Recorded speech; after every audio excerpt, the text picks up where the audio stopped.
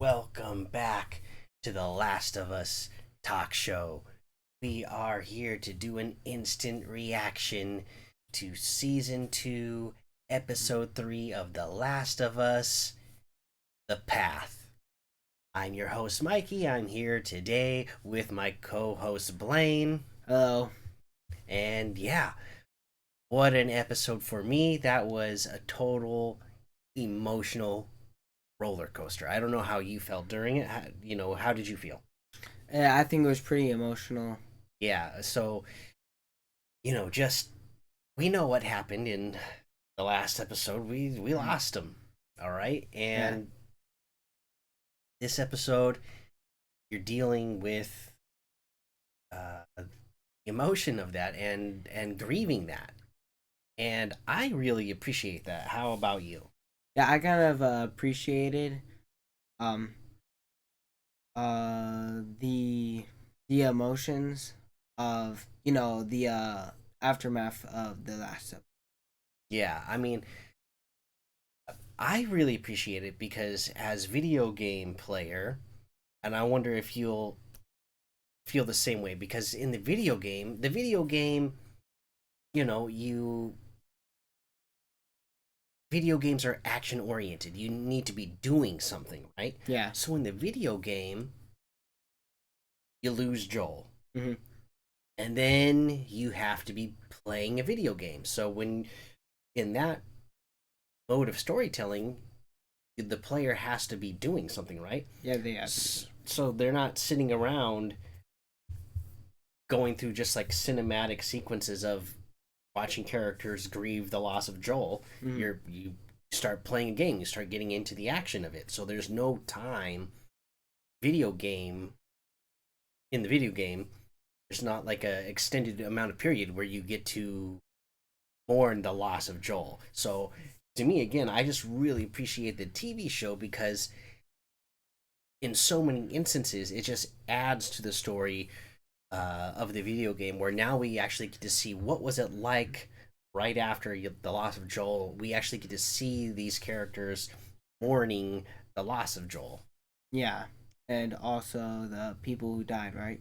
Yeah, and the other people that died as well. So yeah, but that's something that you don't get in the video game. That's why I really appreciate it because it's like, oh, I actually get a moment to breathe here and think about and mourn the loss of this character. Yeah, and I also appreciated. I guess it adds more to the story about how the other people grieve the loss and how Ellie is taking it. Yeah, and yeah, that again, that was why it was such an emotional roller coaster for me because we were watching these characters grieve the loss, and at the time of this recording, so yesterday was the 3 year anniversary of my mom, your grandma, when she passed away. That was yesterday. So Oh, I've kind of that stuff has already been in the back of my mind, So I've like every year it comes up, it's like, oh, I'm doing that. So almost like in real time, I'm watching the characters in this TV show go through the same mm, sort of, you know, they're going through their grief, mm, and it's like, oh wow, that's I I like I was so emotional mm, during the whole thing because like it's at the top of my mind right now, and I know exactly what they're going through and how hard it is.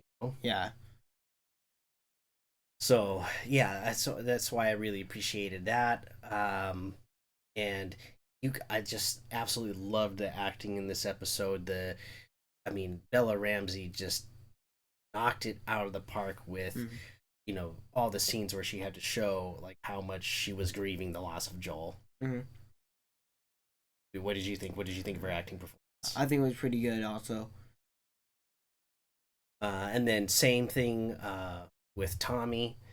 They did a good job of showing him like he actually has to go see his brother's body, make sure that it gets the proper respect, cleans the body.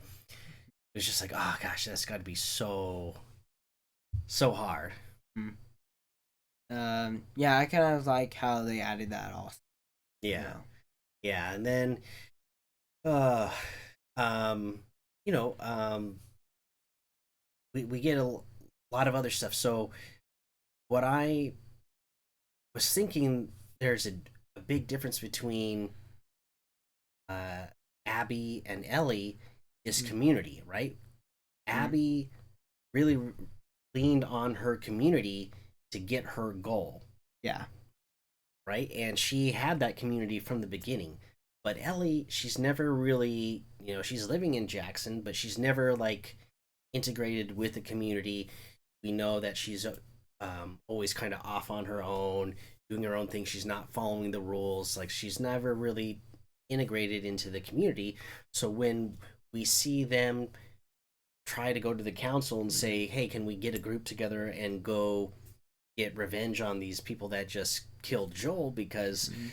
we want justice for it?" And she tries to, and she does. She gives a great speech. By the time she gets to the end, I'm like, when she first starts reading it off the paper, I'm like, I'm not really believing her. But by the time that she gets to the end, I'm starting to believe her. Like, oh, she Mm. might actually mean what she's saying here. Mm. And so I'm getting into it. But because she's never been that part of the community before, Yeah. she hasn't let herself in. The community is just not with her because they're like, well, she hasn't been with us before, so why would we be with her now? We got the rest of the People. community Yeah. to, Grieve. yeah, to Uh, grieve and to deal with. You can't just worry about hers. What did you think of the speech there? uh, I mean, it kind of showed that that she needed people to help her out with something, but the people weren't really gonna help her out because they want to take more time on how to deal with things, and it happened pretty fast, so they probably don't want to quickly do things immediately. Yeah, and I totally get where they're coming from. They're like, hey, we gotta fortify our town back up. We have our own family and loved ones to grieve. So I totally get where they're coming from. Mm. Uh, on that end, but I also, I'm with Ellie too. Like if somebody, and even Seth, the bigot from the last episode, Mm-hmm. or from the first episode, Yeah. even he's like, no, yeah, we got to go do this because there's no, that's the way you do justice in this world. There's no law or court system anymore. So this is the only way to get justice. So I totally understand wanting to get the revenge and go after justice like that. Mm. So like, I guess it shows that he wants to kind of help her out. No. Yeah, I mean for Seth, just because he's got the like, hey, well, we are supposed to be a community, and they come after one of us, then Mm-hmm. they can come after all of us. So, uh, I that's the side that I would be on. I would be on the side of like, yeah, let's go. I mean, since there's no in that universe, Mm-hmm. again, there's no more law, there's no more court system. That's the only way you can get justice now is if you go get it yourself, right? Yeah. Yeah. So, uh, yeah, I mean, they said no, but so Ellie and decides to go on her own, and she's lucky she has Dina as even as just a friend. Whatever, she's lucky she has Dina around because Mm-hmm. she would have went in all hot headed, went straight for it, went on her own, and Yeah. she would have. I don't think she would have made it to Seattle. We see them make it to Seattle in this episode. I don't think she would have made it to Seattle on her own because she was not fully prepared. Mm-hmm. Dina was the one that showed up, had the map, said, "Hey, you need medical supplies to bring to. You need the pills to put in the water to clean the water to drink clean water on the way." Like, Yeah. you know, Ellie is going to have to start, even if it's not the full community of Jackson. Yeah. She's going to have to find her niche, her tight knit community of people that she can rely on if she's going to, really get this revenge that she's wanting. Yeah, and I think it also shows like she I don't know, but it feels like she doesn't really have a plan. I think, it's done out of emotion and grief. So I think it shows that it it might not work out, but she might have to learn on her journey how to like plan more well like that, and how to stick with the community, I guess. Yeah, yeah, definitely. That's what I think. She's going to have to learn, like you said, to plan. She's going to have to learn on how to rely on her community, because we've seen in the first couple of episodes that she just goes in without a plan. That she hasn't really been connected to the community and having people help her. But at the end of this episode, we see how big the WLF is. We saw that they took out a big group of like this religious group. They took them all out, and then we see at the end that like the WLF, they're not a small little group like they were thinking. It's a big group. So if Ellie's gonna find her way in there and get revenge on Abby, then that's the only way to do it. She's not gonna be able to do it on her own. Here's the other thing that I wanted to mention about this episode, because you're right so far. We have not seen Ellie go and talk to Joel. In fact, she told the therapist, in fact, when Joel was sitting on my porch with the guitar, we didn't talk. So far you're right. But I'm telling you, they had to have talked. There's no way that again, that would be horrible. If really the last thing Ellie said to Joel was like, what the hell's wrong with you? That would be horrible. It'll begin just because, it's the anniversary of my mother passing away. Luckily for me, the last time I saw her was a great visit. And I can't imagine how much guilt I would still have today if the last time I had saw my mom before she died, we had a fight. And the last thing I said to her was something really mean or something, you know? So the therapist also does tell Tommy that, you know what, Ellie is a liar. I know she's a liar. And they're talking about other things, but I think Ellie is also lying. That's going to be a sign that Ellie lied to the therapist about, yeah, I saw Joel after the dance and sitting on my porch, and yeah, we didn't tie the knots or anything. We didn't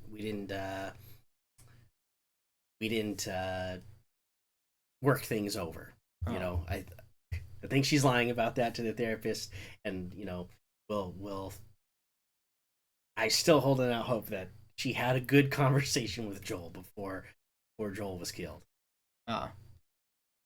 I still feel like she didn't talk to him. That sucks. If that's the case, that's really gonna suck, and it's gonna be really sad. Maybe she tried to talk to him, but I think it was I don't know, be too late. But I could be wrong.